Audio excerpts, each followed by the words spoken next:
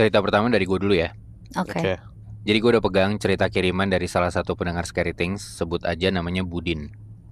Untuk beberapa tahun ke belakang, Budin ini kerja sebagai petugas ambulans atau ya detailnya dia ini supir mobil jenazah di salah satu rumah sakit di Jawa Barat. Hmm.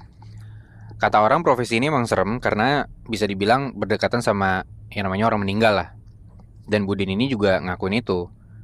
Kalau cuma diganggu kayak dilemparin tanah atau kerikil pas nyetir, ngelihat kasur jenazah jalan sendiri, atau bahkan gak sengaja ngelihat kayak roh kecabut dari jasad korban kecelakaan gitu, dia sih udah pernah ngalamin semua.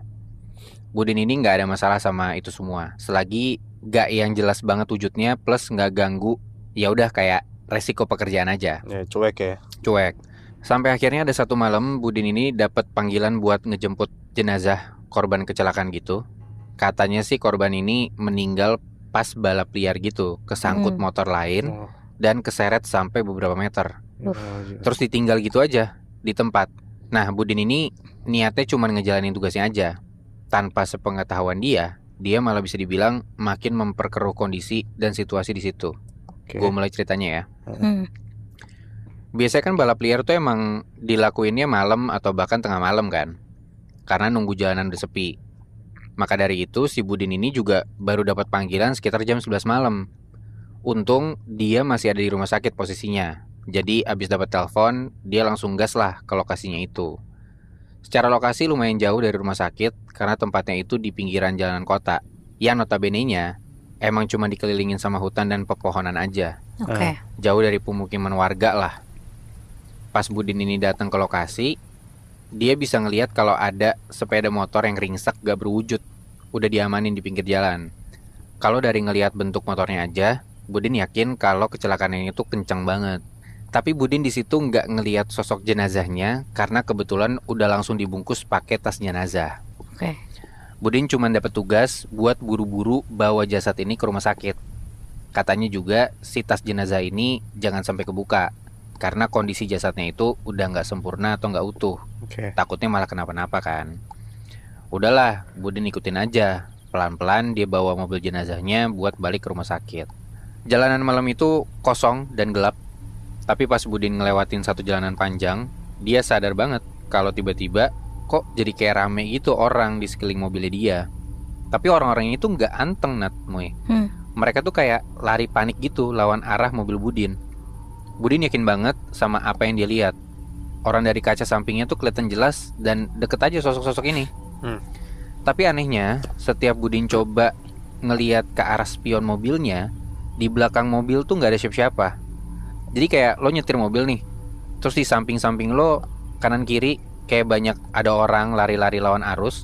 Tapi pas ngelewatin kaca samping lo, sosok ini tuh hilang gitu aja. Aneh ya. Lo lihat dari spion juga udah nggak ada orang sama sekali. Tapi ya udah, mau itu setan pun selagi nggak ganggu Budin, ya dia cuekin aja lah. Budin coba buat tetap tenang sambil terus nyetir agak ngebut di situ. Belum 1 kilo dari kejadian-kejadian itu, Budin ngeliat kalau jauh di depan dia itu kayak ada orang kegeletak gitu di pinggir jalan, nggak gerak sama sekali. Di sini Budin juga bingung, itu tuh beneran orang atau setan nih, kayak yang barusan lewat. Makanya dia nggak turun dari mobil, tapi dia coba ngelewatin orang barusan, tapi agak ngejauhin gitu mobilnya biar nggak kena. Iya. Padahal di situ Budin udah sengaja nih bawa mobilnya buat mepet ke sisi jalan satunya, ngejauh lah gitu. Tapi masa tiba-tiba klek ban mobilnya tuh kerasa banget kayak ngelewatin polisi tidur gitu. Terus kenceng banget ada teriakan, sakit pak, tolong. Anjing. Budin di situ jadinya kayak nggak sengaja ngelindes orang yang kegeletak di jalan tadi. Padahal udah ngejauh, aneh banget kan. Dan karena denger suara teriakan, ya Budin ngira itu orang beneran lah, bukan setan. Dia buru-buru stop mobilnya buat turun nyamperin orang tadi. Pas disamperin bener aja, Nat, Moy. Itu tuh sosok cowok muda, kayak orang normal aja, tapi udah lemes banget. Dan di situ tuh si orang ini ada luka basah plus ada darah di sekitar dia. Wow. Kayak korban kecelakaan juga gitu loh. Budin bingung di situ. Gak mungkin juga dia ngebawa orang ini ikut ke mobilnya karena ya udah ada jenazah kan di dalam mobilnya dia. Tapi di situ intinya si cowok ini cuma minta tolong ke Budin buat semacam ngebenerin posisi tulang lututnya dia aja. Budin pelan-pelan ngebantulah cowok ini. Pas Budin coba ngeraba dan kayak mijet si kaki cowok ini, tiba-tiba stuck. Tahu nggak apa yang terjadi? Apa? Kakinya putus. Anjir. Mampus. Penuh darah gitu Nat, Moy. Tulangnya udah patah gitu. Dan kaki si cowok ini sekarang full dipegangin sama Budin. Aduh. Budin yang kaget terus teriak-teriak sambil dia tuh ngelempar kaki cowok ini ke arah pepohonan pinggir jalan belakangnya karena kaget. Ya. Terus cowok ini cuma bilang, "Loh kok dibuang mas?" Wow. Kakinya dia. Terus langsung ketawa cekikikan gitu ke arah Budin. Wow. Sambil darahnya tuh ngocor terus. Fix kata Budin ini setan bukan orang. Budin lari lah, dia balik ke mobilnya. Dia ngebut ngejalanin mobilnya buat cabut. Dan kalau ngelihat dari spion, Budin ini bisa ngelihat kalau sosok ini tuh kayak seolah-olah ngejar mobil Budin gitu loh sambil ngesot. Udahlah pokoknya Budin nyoba buat tetap fokus nyetir aja sambil ngelupain apa yang barusan dia lihat. Pokoknya yang ada cuman ngebut dan ngebut aja. Dan karena saking ngebutnya ini, beberapa barang di bagian belakang mobilnya tuh kayak geser-geser gitu. Kayak ada suara duk gitulah. Sesekali Budin ngelihat ke arah spion tengah buat ngelihat kantong jenazah kan, atau barang-barang yang ada di belakang mobilnya dia inilah. Takut ada yang jatuh. Tapi ya ternyata nggak ada apa-apa. Dia lanjut nyetir lagi, tapi ya suara tadi masih kedengeran juga tuh.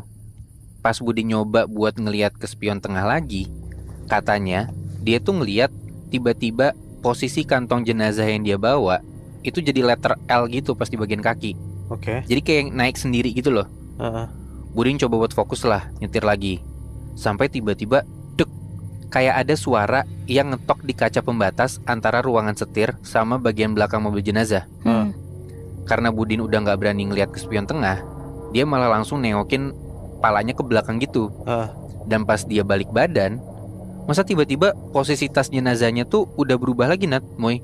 Bukan letter L lagi. Sekarang tuh kantong jenazah ini kayak duduk nempelin bagian kepalanya di pembatas kaca. Tapi masih ketutup full sama kantong jenazah. Jadi kantong jenazah, kaca, langsung palanya si Budin. Iya. Terus pelan-pelan dari dalam kantong jenazah ini, kayak ada yang ngomong dari dalam tas itu bilang, "Pelan-pelan pak, jangan ngebut-ngebut, nanti jadi kayak saya." Anjir. Wah gila banget pokoknya malam itu. Tapi intinya singkat cerita, sambil sepanjang jalan terus baca-baca doa, si Budin ini untung bisa sampai ke tujuannya, di rumah sakit. Budin yang takut buat ngedorong kasur jenazahnya sendiri, akhirnya minta tolong ke teman-temannya. Dan pas didorong ke arah kamar jenazah, gak ada yang aneh. Sempat ada momen si tas jenazahnya ini dibuka dikit di bagian kepalanya pas sampai kamar jenazah. Dan di situ Budin ngelihat kaget banget Nat, Moy. Karena sosok mayat yang ada di dalam tas jenazah ini itu beneran persis kayak orang yang tadi dilindas sama Budin. Wow.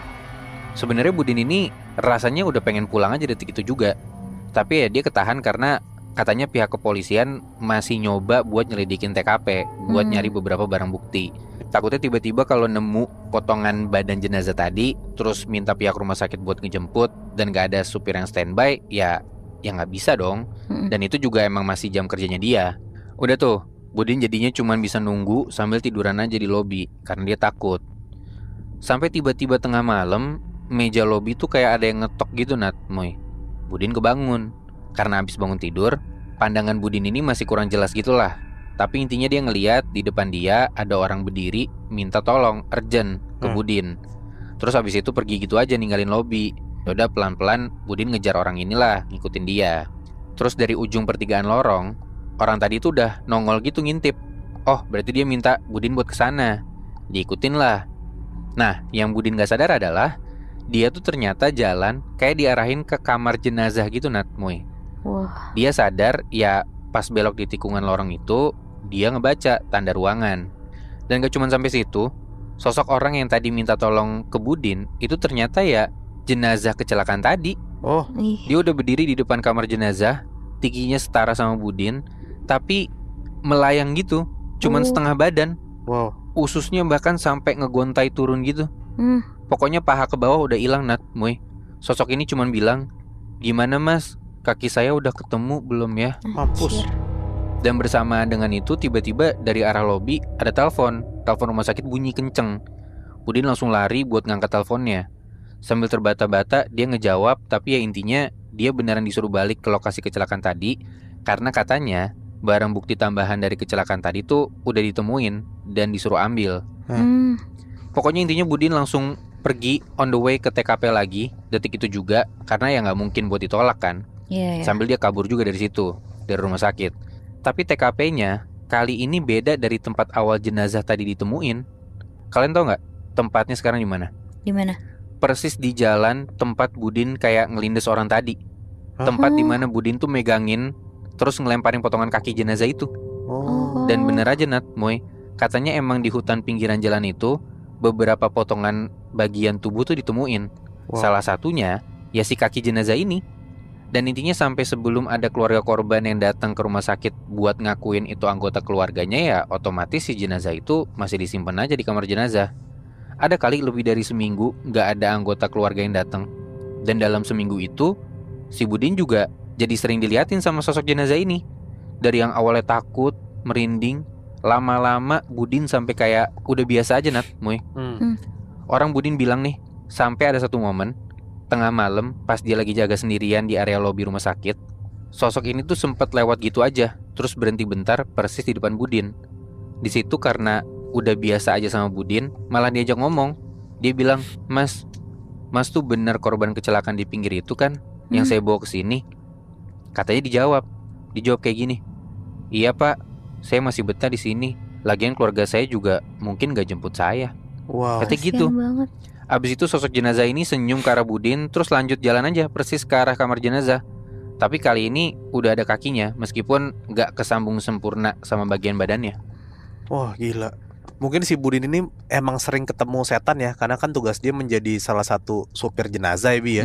Cuman mungkin setan yang dia temuin atau sosok yang ditemuin yang masalah kakinya hilang ini, yang bekas kecelakaan, mungkin itu sosok yang beda dari yang biasa dia temuin ya. Iya, karena kayak yang gua ceritain dan yang dikasih tahu sama Budin juga sebelum-sebelumnya mah ya mungkin mistis dan menyeramkan buat kita ya, tapi nggak yang sampai ganggu. Nah yang kali ini tuh sampai sebegitunya. Tapi kerennya endingnya dia malah jadi nggak takut ya, malah diajak ngobrol. Iya benar.